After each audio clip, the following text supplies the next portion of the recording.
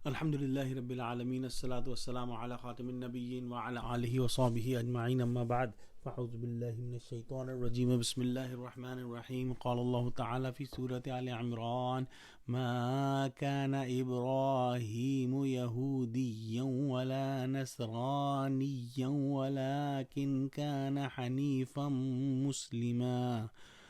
وما كان من المشرکین۔ ترجمہ: ابراہیم نہ تو یہودی تھے اور نہ عیسائی، بلکہ سب سے بے تعلق ہو کر ایک خدا کے ہو رہے تھے اور اسی کے فرما بردار تھے اور مشرکوں میں نہ تھے۔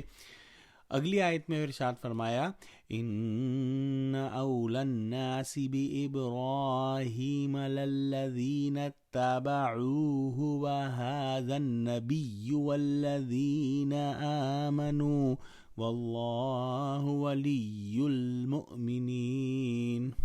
ترجمہ: ابراہیم سے قرب رکھنے والے تو وہ لوگ ہیں جو ان کی پیروی کرتے ہیں، اور پیغمبر آخر الزماں، اور وہ لوگ جو ایمان لائے ہیں، اور خدا مومنوں کا کارساز ہے۔ جیسا کہ پچھلی آیتوں کے اندر بیان ہوا کہ یہود و نصارہ کا یہ دعویٰ تھا کہ حضرت ابراہیم علیہ السلام جو ہے وہ یہودی تھے یا نصرانی تھے، اور اللہ سبحانہ وتعالیٰ نے اس کی تردید فرمائی۔ آج کی آیتوں کے اندر اللہ سبحانہ وتعالیٰ فرما رہے ہیں کہ ابراہیم نہ تو یہودی تھے نہ عیسائی، بلکہ سب سے بے تعلق ہو کر خدا کے ہو رہے تھے اور اسی کے فرما بردار تھے اور مشرکوں میں سے نہ تھے۔ اب بتاؤ کہ حضرت ابراہیم علیہ السلام ان کے دین پر کیسے ہو سکتے ہیں؟ اور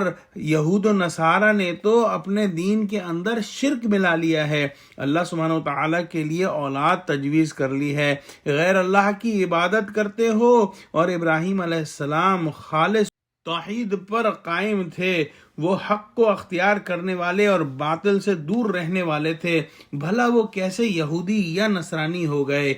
تم علم کے دعوے دار ہو، اللہ تعالیٰ کے نزدیک جس بات کا وجود ہی نہیں تم اس کے مدعی ہو، یہ سب تمہاری بے عقلی بھی ہے اور بے علمی بھی ہے۔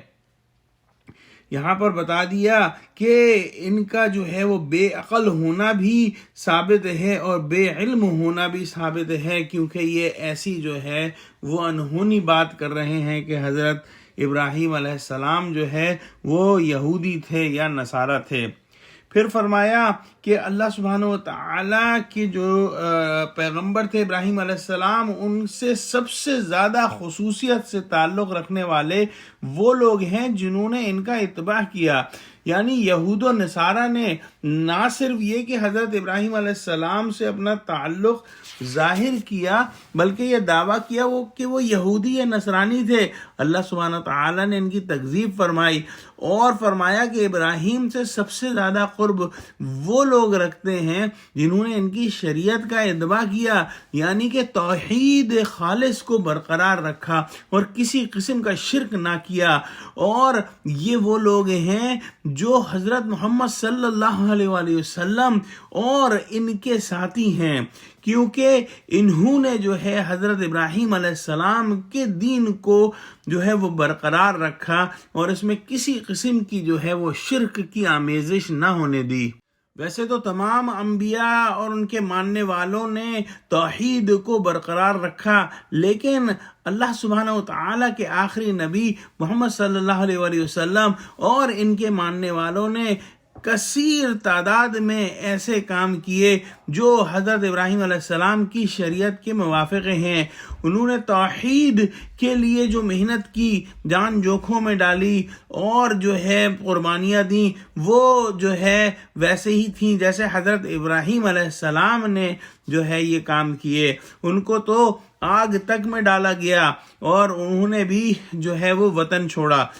امت محمدیہ صلی اللہ علیہ وآلہ وسلم نے پوری طرح محنت اور کوشش کر کے جانوں اور مالوں کی قربانی دے کر اس دعوت کو جو ہے صحیح طریقے پر باقی رکھا، اور کروڑوں جو ہے وہ توحید کے پرستار جو ہے وہ وجود میں آئے۔ توحید کے لیے خود کو جو ہے انہوں نے قربان کر دیا، اور یہی جو ہے نشانی ہے جو کہ حضرت ابراہیم کے ماننے والوں میں ہونی چاہیے، جو کہ یہود و نصارہ میں نہیں تھی۔ اللہ سے دعا کرتے ہیں کہ اللہ ہم کو قرآن کا فہم عطا فرما۔ آمین۔ وآخر دعوانا الحمدللہ رب العالمین۔ السلام علیکم ورحمۃ اللہ وبرکاتہ۔